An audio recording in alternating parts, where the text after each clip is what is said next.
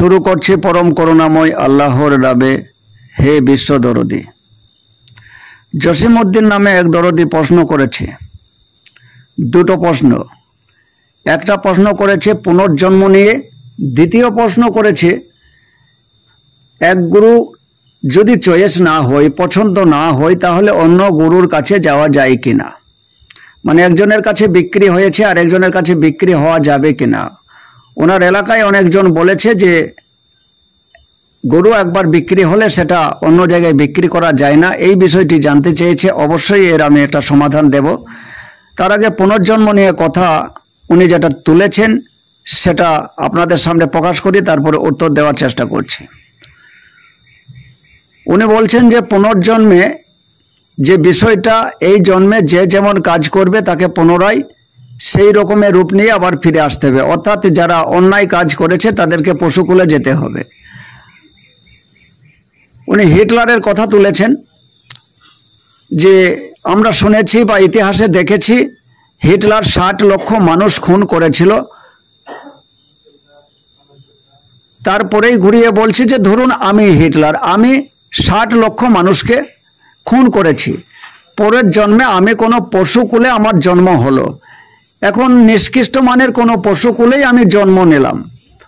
তা পশুকুলে জন্ম নেওয়ার পর আমি যদি বুঝতে না পারি যে আমি হিটলার ছিলাম, এই মার্ডার করেছিলাম, তাই আমার পশুকুলে জন্ম হলো, এটা যদি আমি বুঝতে না পারি তাহলে আমার সাজা হচ্ছে, এটা আমি কিভাবে বুঝবো?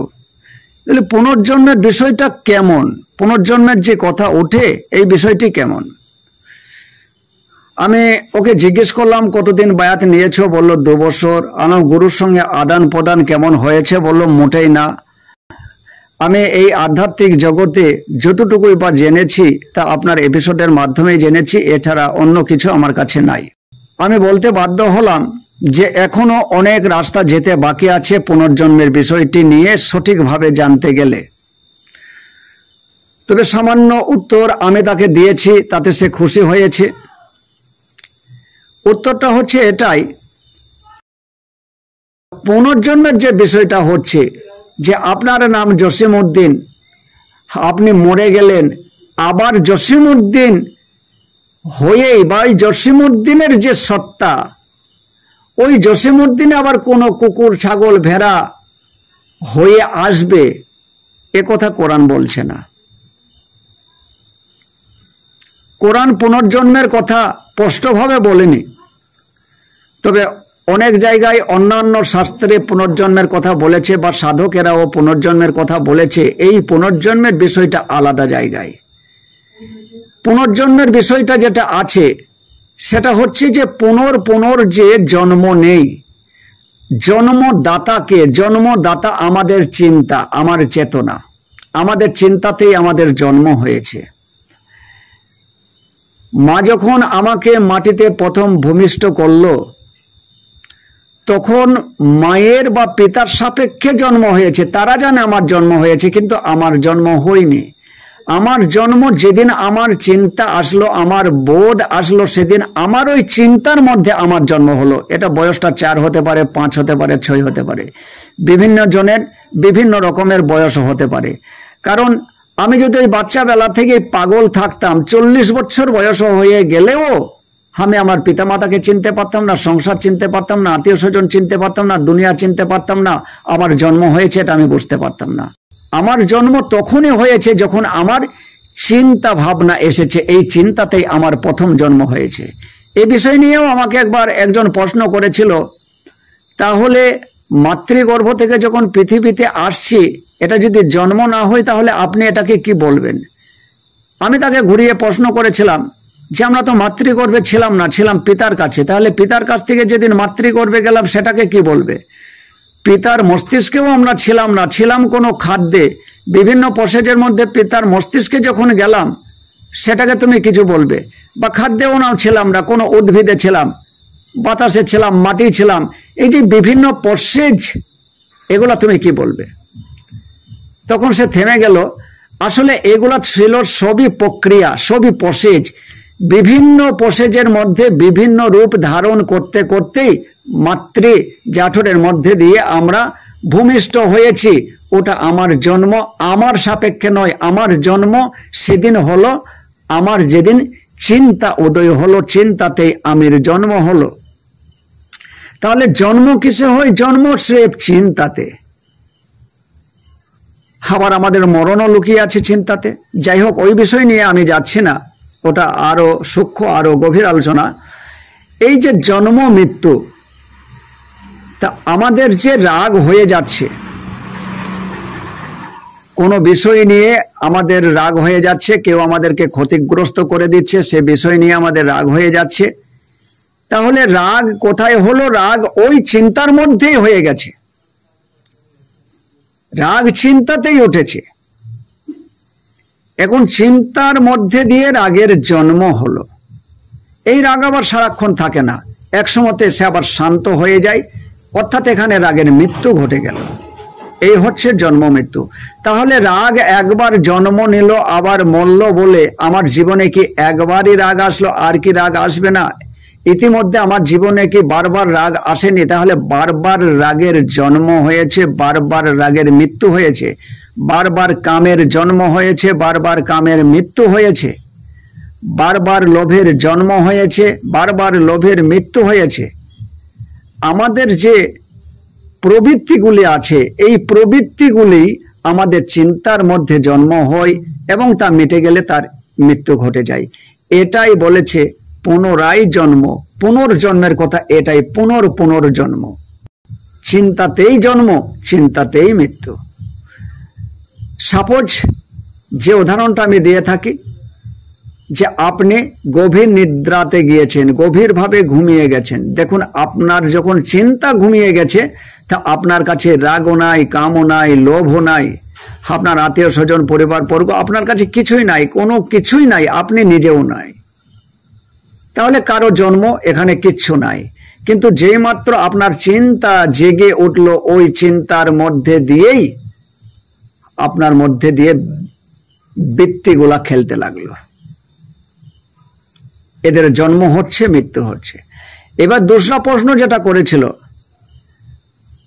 যে উনি এক জায়গায় বায়াত নিয়েছেন, তার কথা বলছিল যে আমি 3 বছর বায়াত নিয়েছি, অথচ গুরুজির কাছে আমি একবার একটা কথা জিজ্ঞেস করতে গিয়েছিলাম, গুরুজি তার উত্তর না দিয়ে তার এক পীর ভাই ছিল, বলল অমুক জনের কাছে গিয়ে জানো বিষয়টা। আমি তার কাছে জানতে গিয়েছিলাম, সে আমাকে কোনো পাত্তা দিল না। তাহলে 3 বছর ধরে গুরু নিয়েছি, অথচ কোনো শিক্ষা সেখান থেকে আমার হচ্ছে না। এমতো অবস্থায় আমি কি করব? আর ওই গুরুর কাছে আমি নিজে আকৃষ্ট হয়ে বা বুঝেও আমি যাইনি, পিতামাতারা ওখানে ধরেছিল, তাদের এই সূত্র ধরে আমার সেখানে যাওয়া।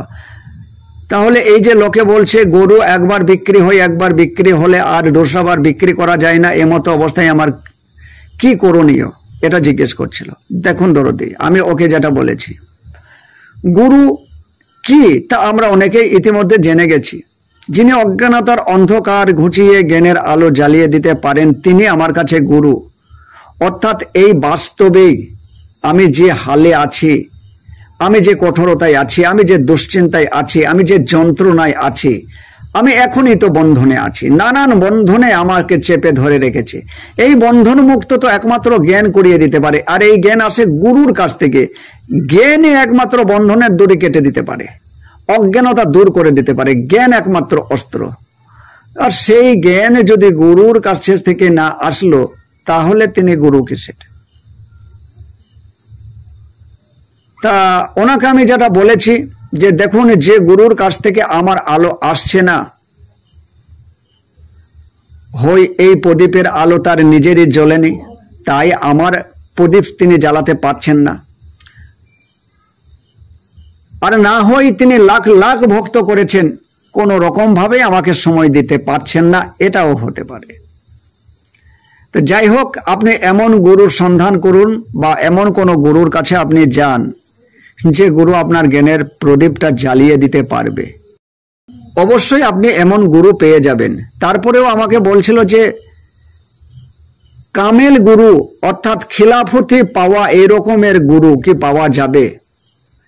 তারপরে যেটা বোঝানোর চেষ্টা করলাম, যে দেখুন, খিলাফতি পেলেই যে সে কামেল, সে প্রকৃত গুরু, এটা নাও হতে পারে।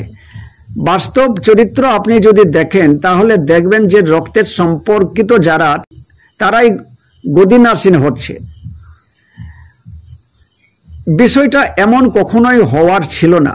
সাধন ভজনের মধ্যে দিয়ে বিভিন্ন পথের অগ্রসরের মধ্যে দিয়ে যিনার মধ্যে একটা রুহানি শক্তি আসে, অর্থাৎ চেতনার শক্তি আসে, অর্থাৎ বোধপূর্ণ যিনি হয়ে ওঠেন, সূক্ষ্ম দর্শনটা যিনার ভিতরে আছেন, তিনিই একমাত্র জ্ঞানের আলো জ্বালাতে পারবেন। তা খিলাফতি তাকে পেতেই হবে, সেটাই বা কেমন করে হয়?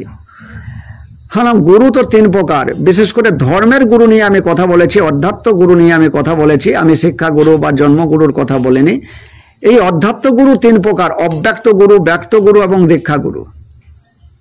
তা অব্যক্ত গুরু হচ্ছে পাহাড়, পর্বত, গাছপালা, নদী, নালা, সূর্য, চন্দ্র, এগুলো আমাদের অব্যক্ত গুরু। অর্থাৎ যে ব্যক্ত করতে পারে না, অর্থাৎ যে ভাষা বলতে পারে না, তার কাছ থেকে অনেকজন শিখে নিতে পারে। একটা নদীর কাছ থেকে, পাহাড়ের কাছ থেকে, গাছের কাছ থেকে, পশু পাখির কাছ থেকে, সূর্যের কাছ থেকে যিনি অধ্যাত্ম জ্ঞান নিয়ে নিতে পারেন, তিনি তো পূর্ণাঙ্গ জ্ঞানী হয়ে ওঠেন, পূর্ণাঙ্গ বোধে চলে যেতে পারেন। একে এই পূর্ণাঙ্গ বোধে যে চলে গেল, যার প্রজ্ঞা জ্বলে উঠলো, জ্ঞানের বাতি জ্বলে উঠলো, কে একে সার্টিফিকেট দেবে? কে একে খেলাফত দেবে? কোনো পশু পাখি, গাছপালা, সূর্য একে কোনো খেলাফত দিতে পারে? কোনো সার্টিফিকেট কি দিতে পারে? আল্লাহ কোরআনে স্পষ্টভাবে বলল, সূরা মুজদালার 22 নম্বর আয়াতের অর্ধাংশের থেকে আপনি দেখে নেবেন। আল্লাহ বলছে, আমি যাকে রুহের দ্বারাই শক্তিশালী করেছি, আমি তার জন্য এমন জান্নাত রেখেছি যেখানে সে চিরস্থায়ী হবে। তাহলে আল্লাহ রুহের দ্বারাই শক্তিশালী করেন, অর্থাৎ চেতনার দ্বারাই তাকে শক্তিশালী করে দেন, জ্ঞানের দ্বারাই তাকে শক্তিশালী করে দেন। জ্ঞানের সমতুল্য শক্তিশালী বস্তু আর কিছুই হয় না। তারপরে আমি বললাম অব্যক্ত গুরু সার্টিফিকেট দিতে পারে না, খেলাফত দিতে পারে না। এবার আসুন ব্যক্ত গুরু। এই ব্যক্ত গুরুই বা কিভাবে সার্টিফিকেট বা খেলাফত দিতে পারে? ব্যক্ত গুরু কি? সেটা আমার কোরআন হতে পারে, হাদিস হতে পারে, গীতা, মহাভারত, পুরাণ, বেদ, উপনিষদ হতে পারে, ইউটিউবের কোনো ব্যক্তিত্ব হতে পারে, যাদের কাছ থেকে আমি শুনে নিয়েছি বা পড়ে দেখে নিয়েছি। এই পড়ে পড়ে বা শুনে শুনে আমার মধ্যে দিয়ে জ্ঞান জেগে উঠেছে, আমার মধ্যে দিয়ে একটা প্রসেস পদ্ধতি এসেছে, যার মধ্যে দিয়ে আমি সাধন করে করে একটা সময় আমি শক্তিশালী হয়ে উঠেছি। এই মুহূর্তে আমাকে কে খেলাফতি দেবে? তারপরেও যদি দীক্ষাগুরুর কথা বলেন, ধরুন আপনি কোনো দীক্ষাগুরুর কাছে 10 বছর কাটালেন, কিন্তু তখনও পর্যন্ত আপনি পূর্ণাঙ্গ জায়গায় পৌঁছাতে পারলেন না বা পূর্ণাঙ্গ জ্ঞানী হতে পারলেন না। পীর শব্দের অর্থই জ্ঞানী। আপনি পূর্ণাঙ্গ জ্ঞানী হতে পারলেন না। আপনার গুরু জীবদ্দশায় থাকতে আপনাকে খেলাফত দিতে পারল না। এবার আপনার গুরু হায়াত থেকে বিদায় নিল, আপনি আরও 2 বছর, 3 বছর, 5 বছর বাদে গিয়ে আপনি পূর্ণাঙ্গ রূপ পেলেন, আপনার মধ্যে রুহানি শক্তি আসলো, আপনার মধ্যে সেই পূর্ণ দর্শন আসলো। এখন আপনাকে কে খেলাফতি দেবে? তাহলে কি আপনি এখানে পূর্ণাঙ্গ জ্ঞানী নন? আপনি কি এখানে পূর্ণাঙ্গ দর্শন, সত্য দর্শন আপনি কি বোঝেননি? আপনি কি প্রচার করতে পারবেন না? আসলে খেলাফতের বিষয়টা এখানে খুব একটা বড় বলে আমার মনে হয় না।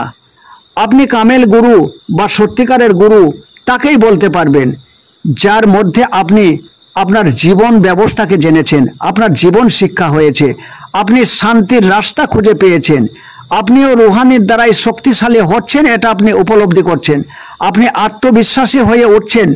এগুলো আপনি যদি স্পষ্টভাবে বুঝে উঠতে পারেন যে আপনার মধ্যে দিয়ে জ্ঞান প্রজ্বলিত হচ্ছে, আপনার মধ্যে শান্তি বিরাজমান হচ্ছে, এগুলা যদি আপনি পান কোনো গুরুর কাছ থেকে, তাহলে অবশ্যই আপনি তার সংস্পর্শে থাকুন। তার খিলাফত থাকলো আর না থাকলো এটা বড় কথা নয়। বড় কথা আপনার কি হলো, আপনার কি লাভ হলো, এটাই জানাটা বড় কথা। আপনি কোনো গুরুর কাছে গিয়েছেন, তার দাসত্ব করতে গিয়েছেন, সেই দাসত্ব করতে গিয়ে আপনার জীবনের যদি কিছু না ঘটলো, আপনার যে যন্ত্রণার বন্ধন, আপনার যে মোহের বন্ধন, তা যদি কাটিয়ে উঠতে আপনি না পারলেন, নিজের উপর আপনার পূর্ণাঙ্গ বিশ্বাস যদি না স্থাপন হলো, আপনি পূর্ণ শান্তির জায়গায় যদি না পৌঁছাতে পারলেন, আপনার লাভটা কি তার দাসত্ব করে? আপনি কি পাচ্ছেন এটা আপনার বুঝে নেওয়া দরকার। সকলে ভালো থাকুন, সুস্থ থাকুন এই কামনা করছি। আজ এখান থেকেই থাক। খোদা হাফেজ।